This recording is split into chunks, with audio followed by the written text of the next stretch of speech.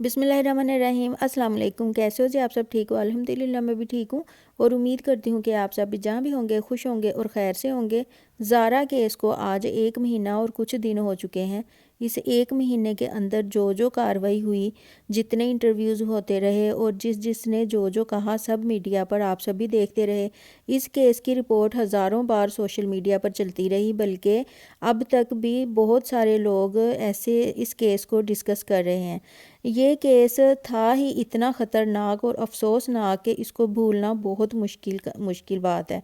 और ख़ासकर उन लोगों के लिए इस केस को भूलना मुश्किल है जो खुद बेटियों वाले हैं। और इतनी दर्दनाक मौत और इन दरिंदों ने उस बेटी को, उस मासूम को दी कि आज भी अगर मीडिया पर ज़ारा केस के हवाले से कोई ख़बर नज़रों के सामने से गुज़रती है तो रोंगटे खड़े हो जाते हैं।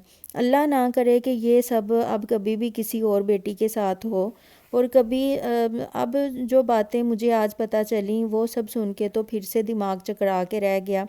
आपको पता है कि इस केस के 4 मुलजमान थे जिन्होंने ये सारा काम किया था। सुगरा, यास्मीन, नवीद और यास्मीन का बेटा अब्दुल्ला।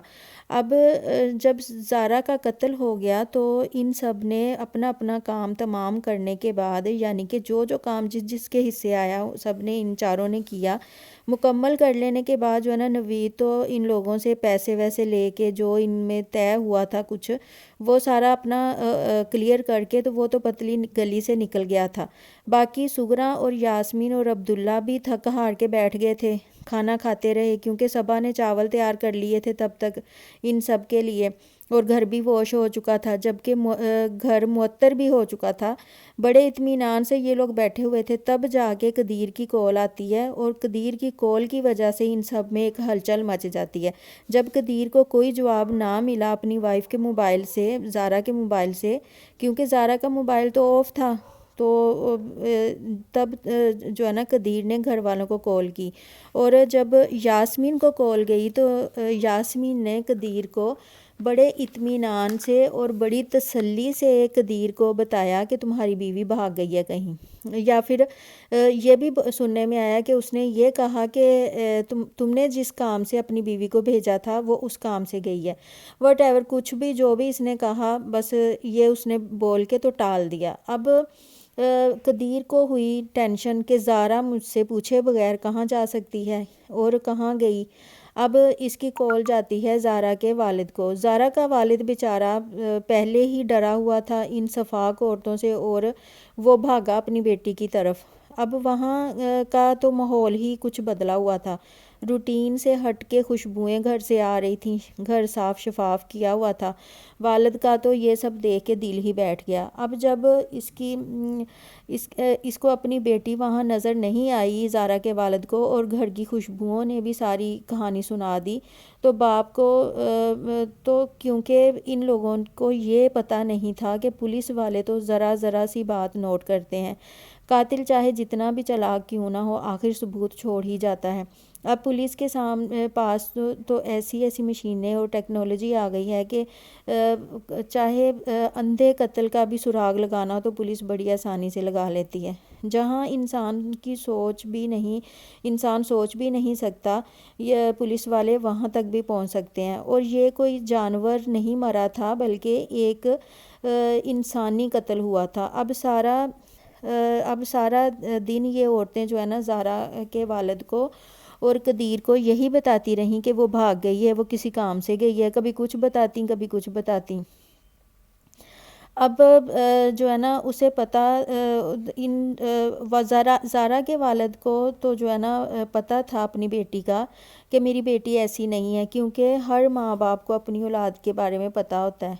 तो फिर जब ज़ारा का कोई सुराग ना मिला तो उसके वालिद ने पुलिस को कॉल की। जब वहाँ पुलिस आई तो ये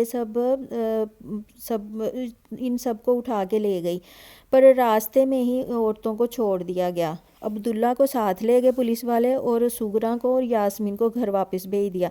उन्होंने घर आके जो थोड़े बहुत काम रहते थे उनके अधूरे, वो सारे काम मुकम्मल किए, यानी कि ज़ारा का सर, हाथ, पाँव और सब उन्होंने ये चीज़ जाके कहीं 13-14 किलो मील दूर जाके तो वहाँ फेंक के आई, ये सारा काम कर दिया।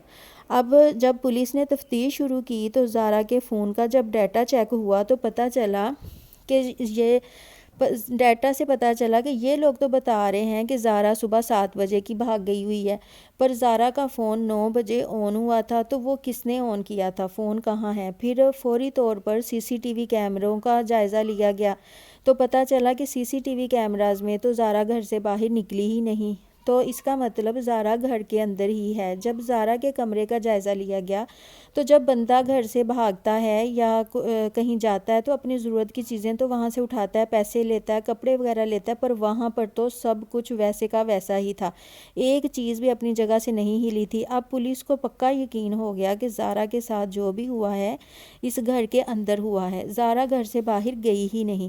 پھر جا کر ان عورتوں کو گرفتار کیا گیا، تھانے لے جایا گیا، تھانے لے جا کر پوچھ گچھ شروع ہوتی رہی۔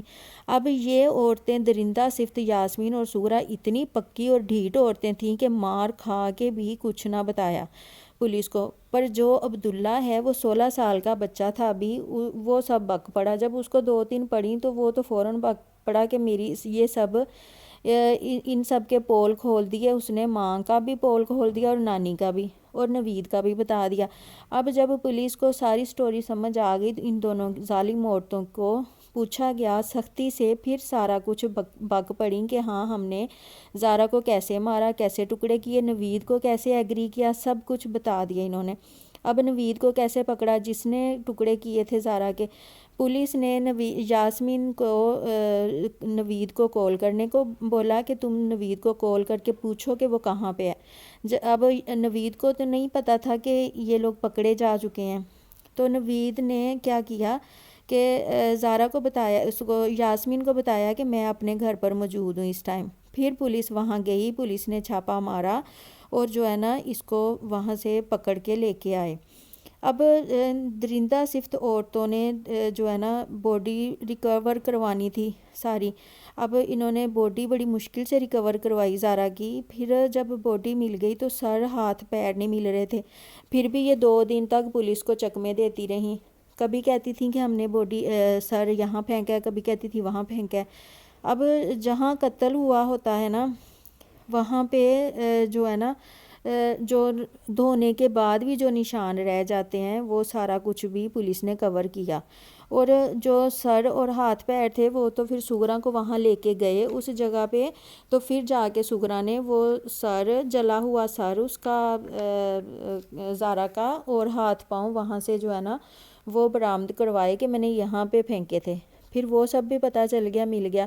اب جب پولیس دوبارہ اس گھر میں آئی جہاں پہ زارا کا قتل ہوا تھا تو وہاں پہ واش روم میں، کچن میں اور پورے گھر میں ظاہر ہے انہوں نے ایک انسان کو ذبح کیا تھا، تو جہاں جہاں بھی اس کے خون کے کچھ نشانات تھے دھو تو دیے انہوں نے، دھونے کے باوجود بھی پولیس کے پاس ایک ایسی مشینیں ہوتی ہیں، کچھ اس طرح کی کچھ چیزیں، لائٹ وغیرہ ہوتی ہے کہ اس لائٹ سے سب پتہ چل جاتا ہے کہ کہاں پہ خون کے نشان ہیں، تو پولیس نے وہ بھی کور کیا سارا، ایک رپورٹ تیار کی اور ان کے ڈی این اے ٹیسٹ بھی ہو گئے۔